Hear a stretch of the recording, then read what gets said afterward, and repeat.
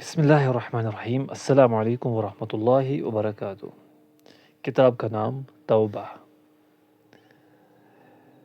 اشتیاق احمد۔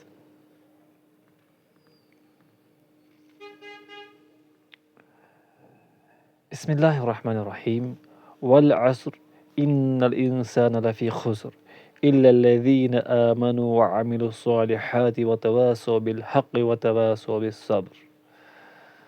زمانے کی قسم، یقیناً تمام انسان خسارے میں ہے مگر وہ لوگ جو ایمان لے آئے اور نیک اعمال کرتے رہے اور ایک دوسرے کو حق بات کی نصیحت اور صبر کی تلقین کرتے رہے۔ پیش لفظ: اس مختصر سی کتاب کا نام ہے توبہ۔ اللہ تعالیٰ نے توبہ کا دروازہ کھلا رکھا ہے۔ جب تک انسان کا آخری وقت نہیں آ جاتا وہ توبہ کر سکتا ہے اور اس کی توبہ قبول ہو سکتی ہے، لیکن جب آخری لمحات آ جائے، موت سامنے نظر آنے لگے، جب انسان کو یقین ہو جائے کہ بس اب وقت آ گیا ہے، اس وقت اگر وہ اپنے گناہوں سے توبہ کرے تو اس توبہ کا کوئی اعتبار نہیں یا اس وقت کی توبہ قابل قبول نہیں۔ پھر یہ کہ توبہ کا مفہوم بھی تو معلوم ہونا چاہیے۔ ہم دن میں نہ جانے کتنے گناہ جان بوجھ کر کرتے ہیں اور ساتھ ہی کہتے ہیں یا اللہ میری توبہ، یا اللہ میری توبہ۔ تو دراصل اس کو بھی توبہ نہیں کہا جا سکتا۔ اتنا ضرور ہے کہ قطعاً توبہ کی طرف رجوع نہ کرنے والوں سے ایسا انسان پھر بھی بہتر ہے۔ ہماری اس کہانی کا موضوع یہی ہے، اصل توبہ کیا ہے، سچی توبہ کس کو کہتے ہیں؟ آپ یقیناً جاننا پسند کریں گے۔ چند منٹ کی یہ کتاب آپ پر یہ حقیقت اچھی طرح واضح کرے گی اور آپ ایک سکون اور اطمینان محسوس کریں گے انشاءاللہ۔ تو پھر شروع کریں کہانی کی یہ کتاب اور ذرا دیکھیے تو یہ کس قدر دلچسپ ہے۔ والسلام، عبد المالک مجاہد۔ خالد فلم دیکھ کر فارغ ہوا تو آسمان کی طرف دیکھتے ہوئے بولا، یا اللہ میری توبہ، میں آئندہ فلم نہیں دیکھوں گا۔ اس کے بعد وہ ڈیک والے کمرے میں داخل ہو گیا اور 2-3 گھنٹے تک مسلسل گانے سنتا رہا۔ پھر باہر نکلتے ہوئے آسمان کی طرف دیکھا اور بولا، یا اللہ میری توبہ، میں آئندہ گانے نہیں سنوں گا۔ اس کا دوست طاہر جہلن اٹھا، نفرت زدہ انداز میں ہونٹ سکوڑ کر بولا، یار تم بھی عجیب گن چکر ہو، روزانہ فلم دیکھتے ہو اور کہتے ہو یا اللہ میری توبہ، آئندہ میں فلم نہیں دیکھوں گا، پھر گانے سننے لگتے ہو اور کہتے ہو یا اللہ میری توبہ، آئندہ میں گانے نہیں سنوں گا۔ بھلا یہ توبہ کرنے کا کون سا طریقہ ہے؟ کیا تم سمجھتے ہو اس طرح اللہ تعالیٰ تمہیں معاف کر دے گا؟ وہ اپنے دوست کی بات سن کر مسکرایا، پھر کہنے لگا، میں نے تو یہی سنا ہے جب کوئی گناہ ہو جائے فوراً توبہ کر لو، لہٰذا میں توبہ ہی کرتا ہوں۔ جی نہیں، یہ تم سے گناہ ہو نہیں جاتا بلکہ تم گناہ کرتے ہو۔ گناہ ہو جانے میں اور بالارادہ کرنے میں زمین آسمان کا فرق ہے، اس لیے تم خوش فہمی میں مبتلا ہو۔ اس پر اس نے کہا، سنو بھائی، مجھے کسی نے بتایا تھا دن میں 100 بار بھی گناہ ہو جائے تو 100 بار ہی توبہ کرو، اور میں اب ایسا ہی کرتا ہوں۔ مجھے امید ہے اللہ تعالیٰ میری توبہ قبول کر لے گا۔ دوست نے پھر منہ بنایا اور بولا، کیا اس سے یہ بہتر نہیں کہ ہم کسی معتبر عالم دین سے اس بات کو سمجھ لیں؟ پہلے ہم انہیں بتائیں گے کہ تم کس طرح توبہ کرتے ہو۔ اگر انہوں نے تم سے اتفاق کیا تو ٹھیک، ورنہ جو طریقہ وہ بتائیں گے اس پر عمل کر لیں گے۔ کیا خیال ہے؟ مجھے کوئی اعتراض نہیں۔ پھر وہ اپنے محلے کی بڑی مسجد کے عالم دین کے پاس پہنچ گئے۔ مولانا صاحب بہت خوش اخلاقی سے پیش آئے، انہیں بٹھایا، ان کی پوری بات سنی، پھر مسکرا دیے اور کہنے لگے، اس طرح کہہ لینا بھی آج کے دور میں غنیمت ہے، ورنہ عام طور پر اس قسم کے کاموں کو گناہ سمجھا ہی کب جاتا ہے۔ آپ اگر یہ کہتے ہیں، یا اللہ میں توبہ کرتا ہوں، آئندہ فلم نہیں دیکھوں گا یا گانے نہیں سنوں گا، تو اس کا مطلب یہ ہے کہ آپ ان کاموں کو گناہ تو بہرحال سمجھتے ہیں۔ اب جس کام کو آپ گناہ سمجھتے ہیں اور اس کام کو کرتے بھی رہتے ہیں، ساتھ ہی توبہ بھی کرتے رہتے ہیں، تو یہ ایک عجیب سی صورتحال ہے۔ تاہم امید کی جا سکتی ہے کہ اس طرح ایک دن آپ واقعی تائب ہو جائیں گے، لیکن اصل میں توبہ کا مفہوم یہ ہے نہیں۔ اگر آپ پسند کریں تو وضاحت کر دیتا ہوں کہ دراصل توبہ ہے کیا، توبہ کرنے کا طریقہ کیا ہے۔ یہاں تک کہہ کر وہ خاموش ہو گئے۔ اس پر خالد نے کہا، اسی لیے تو ہم آپ کے پاس آئے ہیں۔ پھر سنیے، توبہ بھی کرتے رہنا اور گناہ بھی کرتے رہنا درست طریقہ نہیں ہے، کیونکہ کسی کو کیا پتہ اس کی زندگی کب تک ہے، کیا معلوم اس وقت وہ جو گناہ کر رہا ہے اس کی توبہ سے پہلے ہی موت آ جائے۔ پھر تجربے کی بات یہ ہے کہ توبہ کی دولت بھی انہی لوگوں کو حاصل ہوتی ہے جو گناہوں سے بچنے کا دھیان رکھتے ہیں۔ کبھی کبھار ان سے گناہ ہو جائے تو فوراً توبہ کر لیتے ہیں، لیکن جو لوگ مغفرت کی خوش خبریوں کو سامنے رکھ کر گناہ پر گناہ کرتے چلے جاتے ہیں، انہیں توبہ کا خیال تک نہیں آتا۔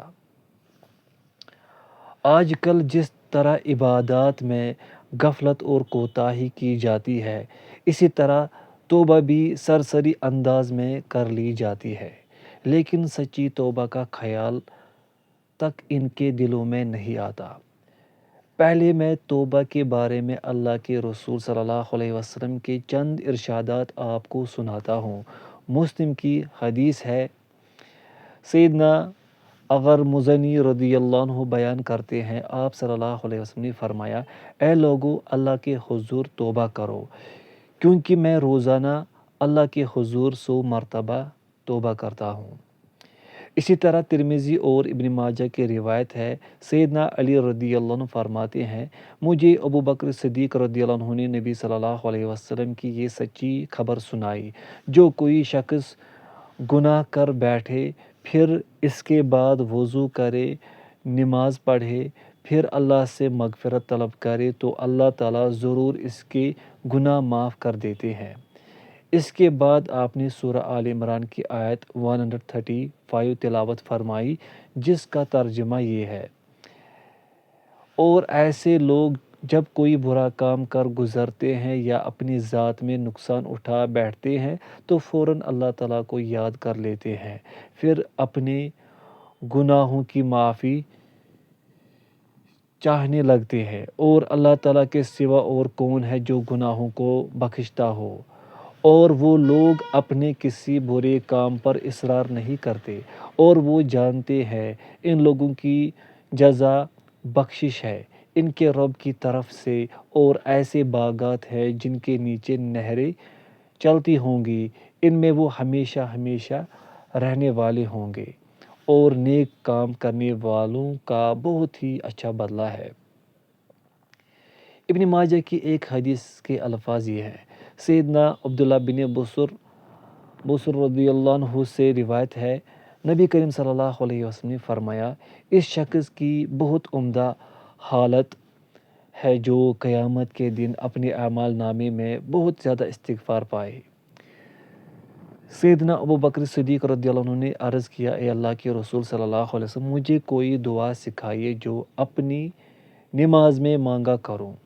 اس پر آپ صلی اللہ علیہ وسلم نے انہیں وہ مشہور دعا سکھائی جس سے عام طور پر نماز میں درود شریف کے بعد پڑھا جاتا ہے، یعنی اللہم انی ظلمت نفسی ظلما کثیرا ولا یغفر الذنوب الا انت فاغفر لی مغفرۃ من عندک وارحمنی انک انت الغفور الرحیم۔ ترجمہ: اے اللہ، میں نے اپنے نفس پر بہت زیادہ ظلم کیا ہے اور نہیں بخش سکتا گناہوں کو مگر تو ہی، پس تو مجھے بخش دے، ایسی بخشش جو تیری طرف سے ہو اور مجھ پر رحم فرما، بلا شبہ تو بخشنے والا بہت مہربان ہے۔ سیدنا عبداللہ بن عمر رضی اللہ عنہما فرماتے ہیں، ہم شمار کیا کرتے تھے، آپ صلی اللہ علیہ وسلم ایک مجلس میں 100 مرتبہ یہ پڑھا کرتے تھے، رب اغفر لی وتب علی انک انت التواب الرحیم۔ ترجمہ: اے اللہ، میری مغفرت فرما دے اور میری توبہ قبول فرما، بے شک تو بہت توبہ قبول فرمانے والا اور رحم کرنے والا ہے۔ آپ نے غور فرمایا، ہمارے نبی صلی اللہ علیہ وسلم کا جب یہ حال تھا کہ ایک مجلس میں 100 مرتبہ استغفار پڑھتے تھے، جبکہ آپ صلی اللہ علیہ وسلم اللہ کے محبوب ترین بندے تھے، معصوم تھے، بلکہ سید المعصومین تھے، تو ہم گناہ گاروں کو کس قدر توبہ کرنی چاہیے۔ سچی توبہ دراصل یہی ہے کہ انسان آئندہ گناہ نہ کرنے کا پختہ عہد کرے۔ یہ نہیں کہ گناہ بھی کیے جا رہے ہیں اور ساتھ ساتھ توبہ بھی ہو رہی ہے، یہ تو توبہ کا مذاق اڑانے والی بات ہے۔ تاہم اس قسم کی توبہ بھی اس لحاظ سے غنیمت ہے، کچھ لوگ تو گناہ کو گناہ سمجھنے کے لیے ہی تیار نہیں ہوتے، لہٰذا ان کی زبان پر کاہے کو توبہ کا لفظ آنے لگا، انسان گناہوں سے بچنے کا پورا اہتمام کرے، پھر اگر گناہ ہو جائے تو فوراً توبہ کر لے۔ سیدنا عمر بن خطاب رضی اللہ عنہ سے روایت ہے، رسول اللہ صلی اللہ علیہ وسلم نے فرمایا، جب تیری نیکی تجھے خوش کرے اور تیری برائی تجھے بری لگے تو تو مومن ہے۔ مسند احمد میں سیدنا ابو سعید خدری رضی اللہ عنہ سے روایت ہے، وہ فرماتے ہیں، میں نے رسول اللہ صلی اللہ علیہ وسلم کو یہ فرماتے ہوئے سنا، بلا شبہ شیطان نے اللہ جل شانہ کی بارگاہ میں عرض کیا، اے رب، آپ کی عزت کی قسم، میں آپ کے بندوں کو برابر سیدھے راستے سے ہٹاتا رہوں گا جب تک ان کی روحیں ان کے جسموں میں رہیں گی۔ پروردگار عالم نے فرمایا، مجھے اپنی عزت اور جلال کی قسم، جب تک وہ مجھ سے استغفار کرتے رہیں گے میں انہیں بخشتا رہوں گا۔ مسند احمد ہی کی ایک حدیث کے الفاظ یہ ہیں، تمام انسان خطا کار ہے اور بہترین خطا کار وہ ہیں جو خوب توبہ کرنے والے ہیں۔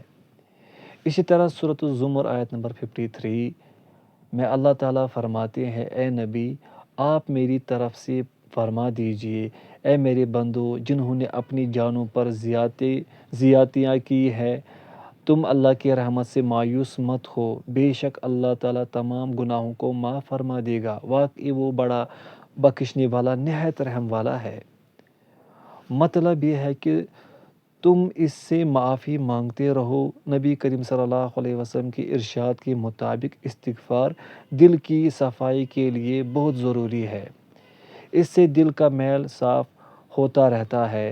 آپ صلی اللہ علیہ وسلم فرماتے ہیں، بلا شبہ مومن بندہ جب گناہ کرتا ہے تو اس کے دل پر ایک سیاہ داغ لگ جاتا ہے، پس اگر وہ توبہ کر لیتا ہے تو اس کا دل صاف ہو جاتا ہے، اگر توبہ نہیں کرتا اور گناہ کرتا چلا جاتا ہے تو داغ پر داغ لگتا رہتا ہے، یہاں تک کہ اس کا پورا دل سیاہ ہو جاتا ہے۔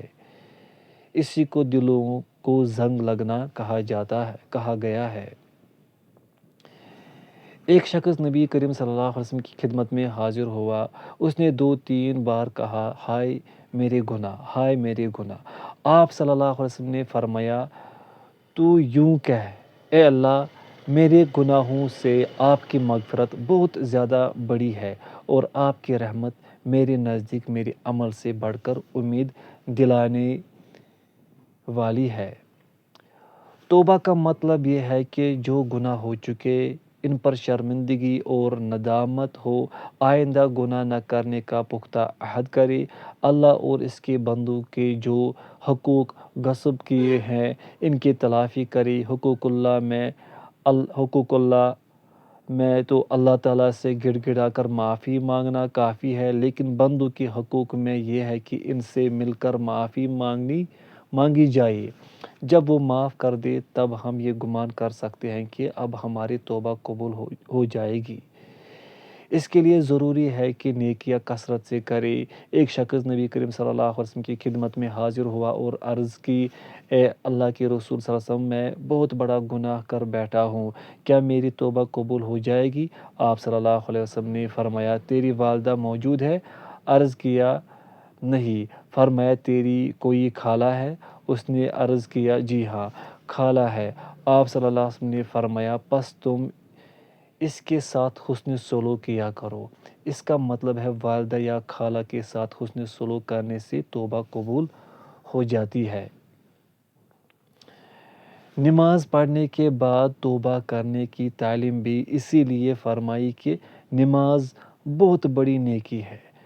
پہلے 2-4 رکعت نماز ادا کر لی جائے اور پھر توبہ کی جائے تو توبہ قبول ہو جانے کے امکانات زیادہ روشن ہو جاتے ہیں۔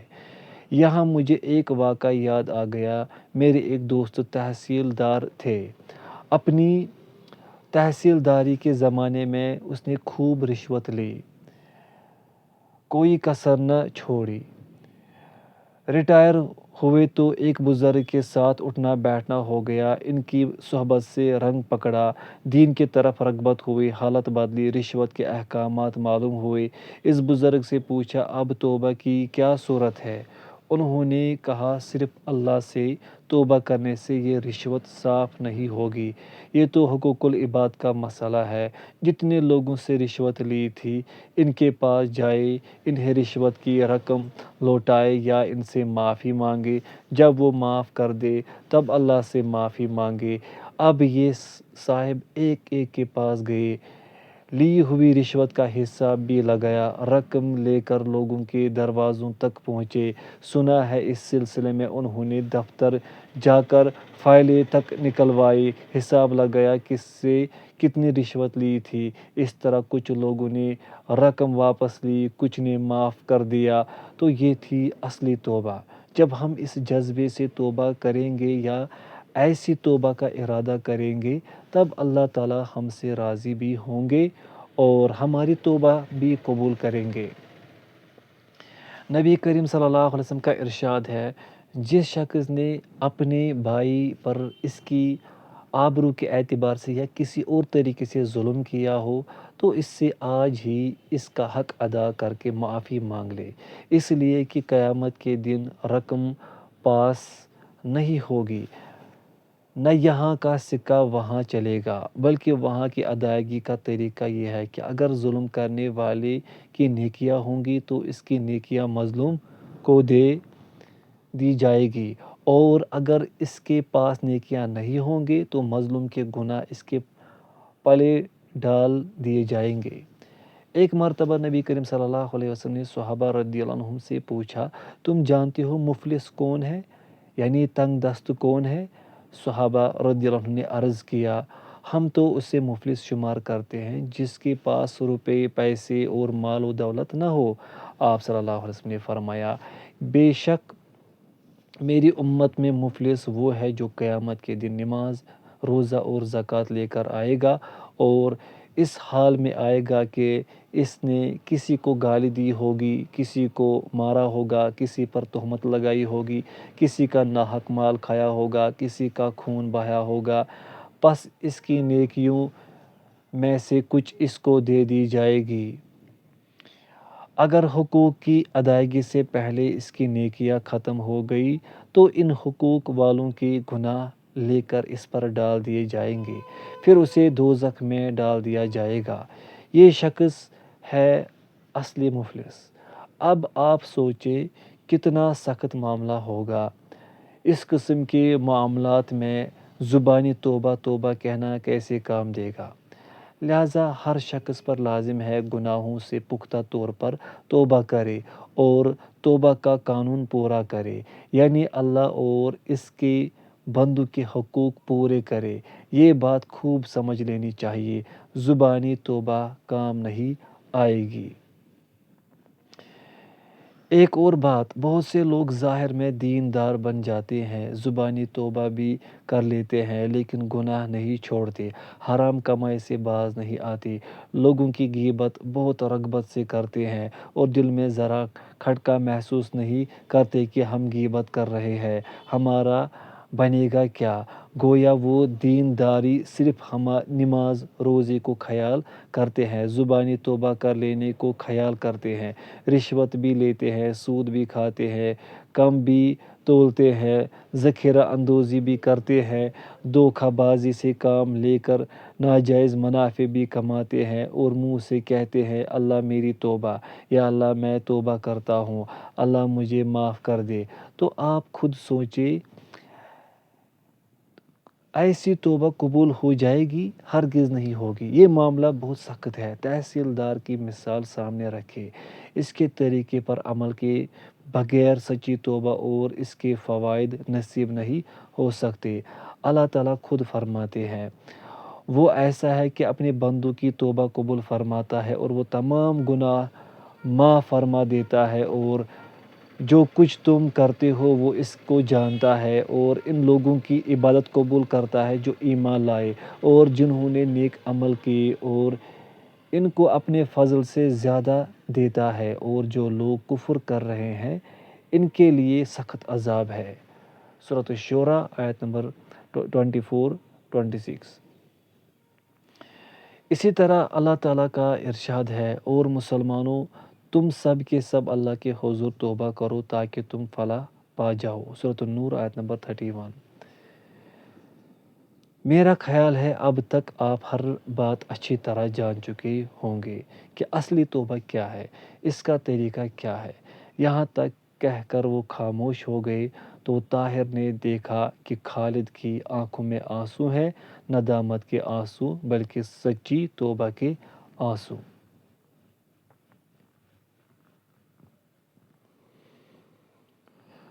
توبہ، سچی توبہ انسانی زندگی کو بدل کے رکھ دیتی ہے۔ ہم ہر روز توبہ کرتے ہیں لیکن ہماری زندگیاں ویسی کی ویسی، جیسے آسمان برسنے کے بعد بھی بوجھل رہے، جیسے زمین جل تھل ہونے کے بعد بھی بے آب و گیا، جیسے سورج طلوع ہونے پر بھی ہر سو اندھیرا ہی اندھیرا۔ ایسا کیوں؟ دراصل ہماری توبہ ہی میں کمی ہے۔ توبہ کو پڑھے اور حقیقی توبہ سے آگاہی حاصل کرے، اور اللہ سے سچی توبہ کرتے ہوئے رسول صلی اللہ علیہ وسلم کے فرمان کے مطابق خود کو ایسا بنا لے گویا گناہ کیا ہی نہیں، خود پڑھے، دوسروں کو پڑھائے، تاریکیاں مٹائے۔